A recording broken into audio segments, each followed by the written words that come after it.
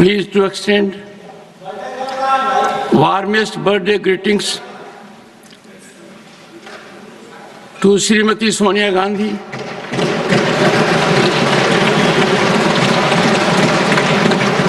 a distinguished member of this House, on her birthday. Srimati Gandhi, who now represents Rajasthan in her first term in this august House since April 2024, has served 5 consecutive terms in the Lok Sabha from 1999 to 2024. She served as the President of the Indian National Congress from 1998 to 2017 and again from 2019 to 2022, the longest in the party's history. She happens to be chairperson of United Progressive Alliance from 2004 to 2023. Srimati Gandhi has made literary contribution by authoring books Rajiv and Rajiv's World, dedicated to the memory of her late husband Sri Rajiv Gandhi, who served as Prime Minister of this country and later on a leader of opposition in Lok Sabha.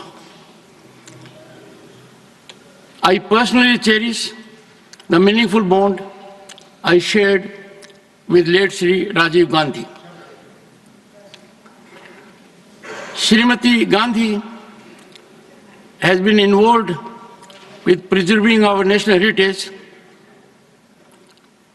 that is evident in her editorial work on Freedom's Daughter and Two Alone, Two Together, compilations of correspondence between India's first Prime Minister, Pandit Nehru, and Srimati Indira Gandhi, who became Prime Minister later on.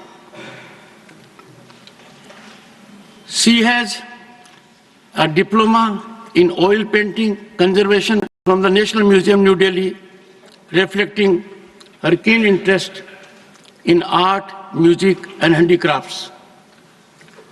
Today, Srimati Gandhi's son, Sri Rahul Gandhi, serves as leader of opposition in the Lok Sabha, and her daughter, Srimati Priyanka Gandhi Vadra,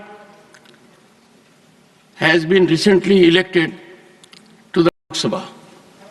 On behalf of this House and personally, I extend heartfelt wishes to Srimati Sonia Gandhi ji for a long, healthy and prosperous life ahead, and extend greetings to her family, friends and admirers.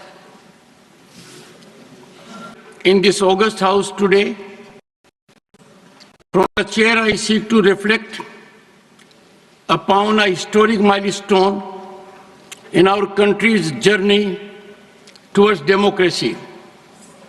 The first sitting of the Constituent Assembly of India was held on this very day, the 9th of December, in the year 1946. After its constitution on the 6th December 1946. This moment marked the beginning of the profound task of crafting the Constitution of India, a document that stands as the cornerstone of our democratic republic. The first meeting of the Constituent Assembly was chaired by Dr. Sachinanand Sinha, who was then the oldest member and also the oldest parliamentarian in India, having served as a member of the Imperial Legislative Council from the year 1910 and also in the Central Legislative Assembly from 1921. The Constituent Assembly received 3 messages of felicitations from America, China, and Australia, which were read out by the chairman then. Under the leadership of stalwarts such as Dr. Rajendra Prasad, Dr. B.R. Ambedkar, Pandit Jawaharlal Nehru, and Sardar Vallabhbhai Patel, the Assembly undertook the monumental task of debating and drafting provisions that would guide the destiny of an independent India. They did so with unwavering commitment, often transcending personal and ideological differences in the spirit of nation building. This House, the Rajya Sabha, derives its strength and purpose from the very purpose enshrined in the Indian Constitution. It is our duty and constitutional ordainment as members of Parliament to uphold and protect these principles, ensuring that the aspirations of those who came before us continue to resonate in the policies and practices today. Let us take inspiration from their vision and dedication. The members of the Constituent Assembly exemplified. Their debates remind us of value of constructive dialogue, mutual respect, and harmony in the House that are essential for functioning of parliamentary democracy. Honorable members, as we recall the import, significance of this momentous seminal situation in our history, let us also renew our pledge and commitment to serve people of India with integrity and diligence, ever mindful of the sacrifices that made our democratic journey possible. It is an occasion for us to commit and resolve that our actions will be exemplified keeping in view preamble of the Indian Constitution, and our dialogue and discourse will be attended with respect for one another in a spirit of deep understanding. I am sure the honorable members will lay very high standards in parliamentary proceedings and functioning so as to be a role model for legislatures all over the country.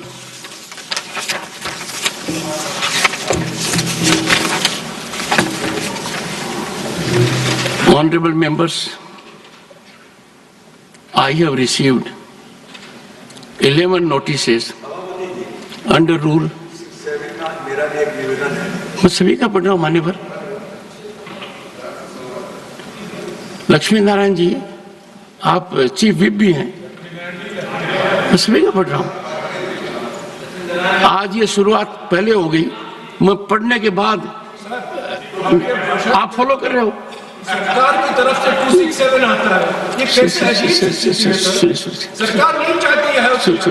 Nothing is going on record. Let me, honorable members, I have received 11 notices under Rule 267. Well, the notices. अगर important विषय होगा हम आपसे अनुरोध तो कर ही सकते हैं। अगर देश की सुरक्षा से संबंधित कोई विषय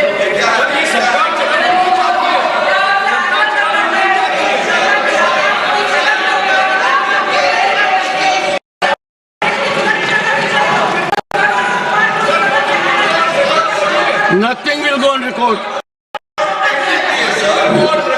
Honorable members, honorable members, let me indicate the subject.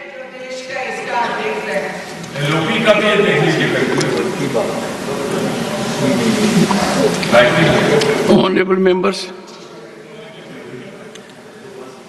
members have demanded discussion over the situation arising that of farmers by Ramjilal Suman, Shri Santosh Kumar P. and Sri J.B. Mathur Hisam have demanded discussion over law and order situation in Manipur. The notice of Sri Imran Pratap Gadi has demanded discussion concern on recent incident of ill treatment meted out to children of minority community in Ratlam, Madhya Pradesh. The notices of Dr. Sudhanshu Trivedi, Dr. Lakshmikant Vajpayee, Sri G.K. Vasan, Susri Kavita Patidar, and Sri Sanjay Kumar Jha have demanded discussion over rising threats to national security due to alleged nexus between a political party and some organizations working against India. Honorable members, keeping in view my detailed rulings to which I have adverted on several occasions, I do not find it appropriate to upset the listed business of the day, and therefore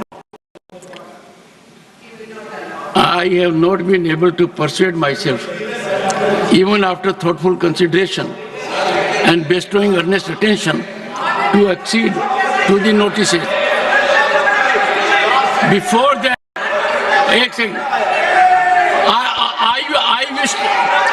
I wish to give a point of honorable members. A point of order has been raised. A point.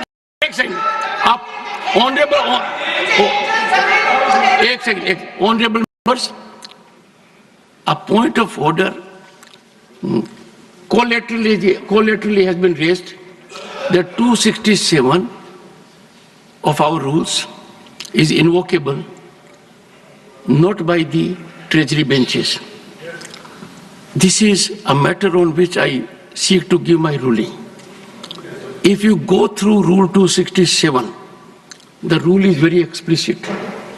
The rule bestows a member of this House to give the notice and does not make any distinction whatsoever between a member on account of she or he belonging to a political party. And therefore, I have not declined the notices on the premise that they come from the treasury benches, nor have I ever declined a notice on the premise that they come from the opposition benches. And there can be conceivable situations when a member belonging to the treasury benches, these days the combinations are there, treasury benches, can also feel it expedient to invite attention of the chair that business of the House should not be taken up and precedence be given to the subject matter of Rule 267. As a matter of fact, I remind honorable members, and I have put it in one of my rulings also, that there have been occasions when all sections of the House have felt it expedient to suspend working of the House as regards the normal business and take up an issue of great import. Therefore, declining of the notices are on account of procedural failures and not enough to invoke my discretion. Thank you. Nothing will go on record. Matters raised with permission. Dr. Lakshmikant Vajpayee. One second. Yes, what have you to say? One second. Let me give precedence to the lady. Okay.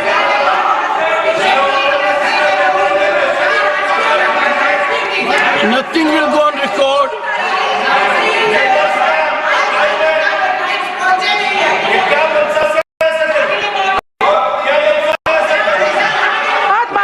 विषय लाना चाहती हूँ कि अभी राष्ट्रीय और अंतर्राष्ट्रीय media की रिपोर्ट से यह संकेत मिला है कि कुछ कांग्रेस के वरिष्ठ जनों के संबंध सौरज और उनसे जुड़े हुए संगठन के लोगों के साथ है।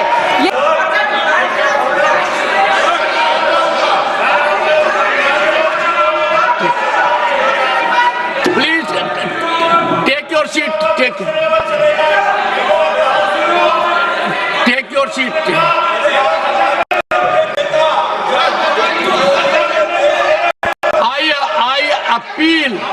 I appeal to the leaders.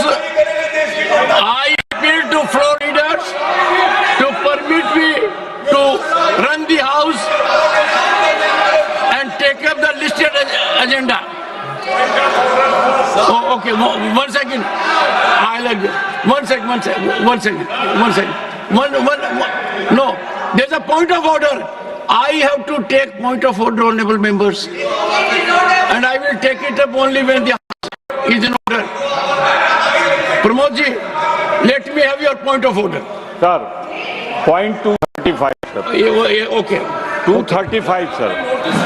सारा देश ये देख रहा है, सर. सारा देश ये 235. 235, sir. I have 235. 230.